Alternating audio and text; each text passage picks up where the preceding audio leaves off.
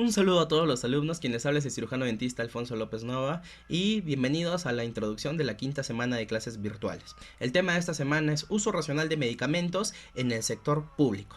La semana pasada revisamos el tema de uso racional de medicamentos, pero dirigido netamente al sector privado. Respetamos muchos de los conceptos que abarcan en el uso racional de medicamentos.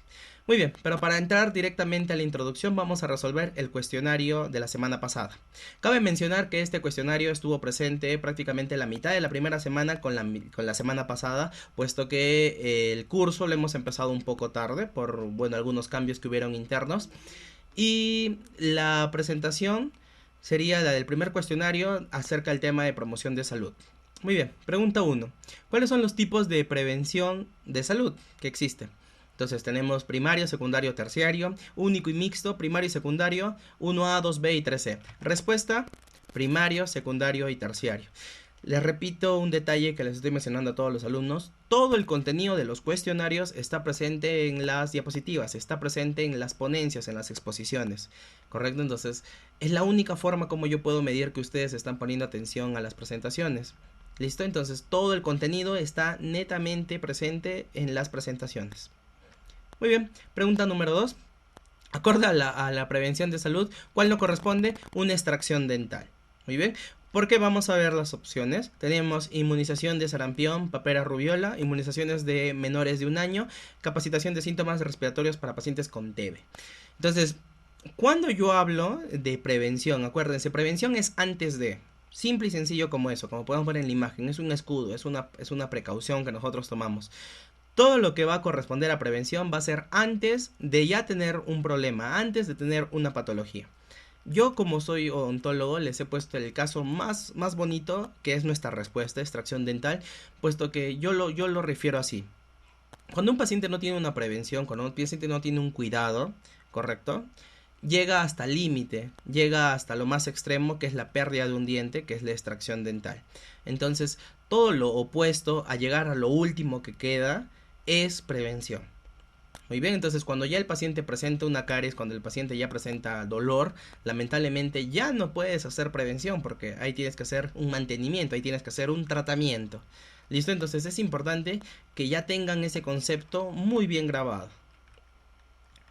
¿Listo? Seguimos con la pregunta número 3. ¿Cuáles son los componentes de promoción de salud? Tenemos gobierno con prioridad en salud, cultura en la población, perdón, medicina de bajo costo, prevención primaria, secundaria, terciaria, cuaternaria. Buena gobernanza sanitaria, educación sanitaria, ciudades saludables, prepatogénico, patogénico y resultados. Muy bien, las alternativas son muy sacadas de pelos, pero nuestra respuesta, buena gobernanza sanitaria, educación sanitaria y ciudades saludables. Acuérdense, una cosa es prevención, como les dije, el escudito antes de, y otra cosa es promoción. Muy bien, cuando hablamos de promoción, nosotros buscamos generar salud, nosotros buscamos generar conciencia, buscamos generar cultura. Entonces, la única forma para que una persona tenga cultura, pues tiene que tener líderes que obviamente dominen estos aspectos. Les pongo el ejemplo actual, ¿no? Hoy por hoy con el problema del COVID, si bien nos estamos guiando del gobierno, de sus asesores, en muchos de los demás lugares, digamos, no solo departamentos, sino alejados de diferentes ciudades, pues aunque no crean, no hay una buena gobernanza. Ejemplo muy claro, muy conciso, es más que todo un ejemplo sin querer afectar a nadie, pero si el gobierno manda fondos a diferentes lugares alejados, pues ya no depende del gobierno, sino depende del alcalde, depende de los regidores, depende de la ciudad como ellos para que puedan organizarse. Entonces, cuando no hay una buena gobernanza sanitaria, ¿qué ocurre? Pues lo que está ocurriendo en muchos lugares, lamentablemente, no se invierte en material de bioseguridad, en EPP para los profesionales, no se invierte en darles medidas a los pacientes. ¿Eso qué implica? La educación sanitaria, no hay cultura en las personas, ¿no? Por eso es de que en plena pandemia, cuando hubo todo el problema, no salgan de sus casas y la gente seguía saliendo. ¿Dónde está mejor ejemplo? En el norte. ¿Correcto? Entonces, eso lamentablemente es por educación sanitaria. O sea, no existe una forma o una fuente fidedigna para que pueda explicarle a los ciudadanos del por qué no lo haces. ¿Correcto? Entonces, ese fue uno de los principales problemas por los cuales el control de la pandemia no pudo darse. ¿Listo? Y seguimos con la pregunta 4. Un proceso al cual los individuos y la comunidad están en condiciones de ejercer un mayor control sobre su salud y de este modo mejorar la calidad de vida. Corresponde a promoción de la salud, prevención de accidentes, educación en salud y prevención de la enfermedad.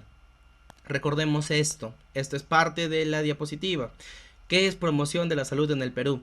Estos son lineamientos, ¿correcto?, de la política en promoción de la salud por el MINSA en el 2005, y a pesar de ser hace 15 años, se mantienen, ¿correcto? Son ya prácticamente requisitos para cuando habla alguien de salud en el Perú.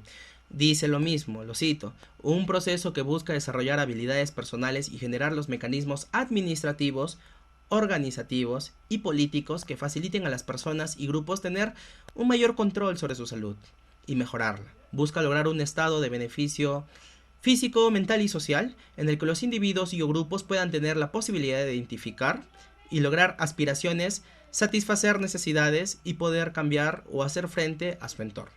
Muy bien, entonces, como dice la pregunta, ¿de qué estamos hablando? Promoción de salud. Nunca se olviden la diferencia entre prevención y promoción. Y ya para terminar, la pregunta número 5 no pertenece a la prevención primaria. Inmunizaciones, consejería de diabetes mellitus tipo 2, prevención de cáncer de mama cuello uterino y consejería de ETS y VIH. Acordémonos de cuando hablamos prevención primaria, ¿correcto? Cuando hablamos de prevención primaria hablábamos principalmente de estos ejemplos: VIH, ¿correcto?, que tenemos todos los pósters. También hablamos de el dengue, por ejemplo, de lavar de todas las superficies para evitar la proliferación del dengue. Entonces, la respuesta es consejería de diabetes mellitus tipo 2. ¿Por qué? Porque esta pasa a ser una prevención terciaria. ¿Cuál es la diferencia? ¿Cómo yo puedo definir cuándo es primaria, cuándo es secundaria, cuándo es terciaria? Pues es prácticamente como una escalera. Muy bien, cuando hablamos de la prevención primaria prácticamente estamos hablando de que no existe aún ningún tipo de problemas, aún no existe la patología. Muy bien, cuando ya subimos la escalera ya estamos hablando de pacientes de mucho riesgo. ¿Listo? Que pacientes de que ya están muy propensos a que tengan algún tipo de patología. Cuando ya hablamos de una prevención terciaria, pues lamentablemente ya hablamos de personas que tienen una patología y que tienen que empezar a convivir con la patología para evitar futuras, podríamos decir, lesiones futuras, como en el caso de la diabetes, ¿no? ¿Por qué es tan importante la consejería para diabetes mellitus tipo 2? Por el pie diabético. Porque el paciente puede tener diabetes, puede convivir con diabetes, pero si no toma todas las precauciones y pautas debidas, pues lamentablemente puede tener un problema como el pie diabético y al final termina con una amputación. Entonces, generar ese tipo de consejería a los pacientes ya no es una prevención primaria, pasa a ser una prevención terciaria.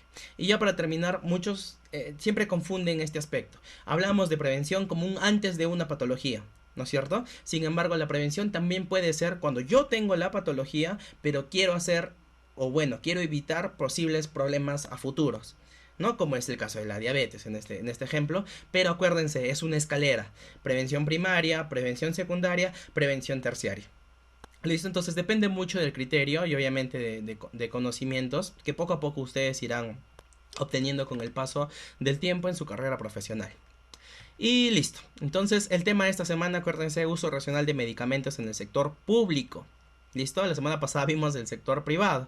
Muchos de los conceptos que ya vimos vamos a reforzarlos en esta clase y vamos a acotar algunos nuevos.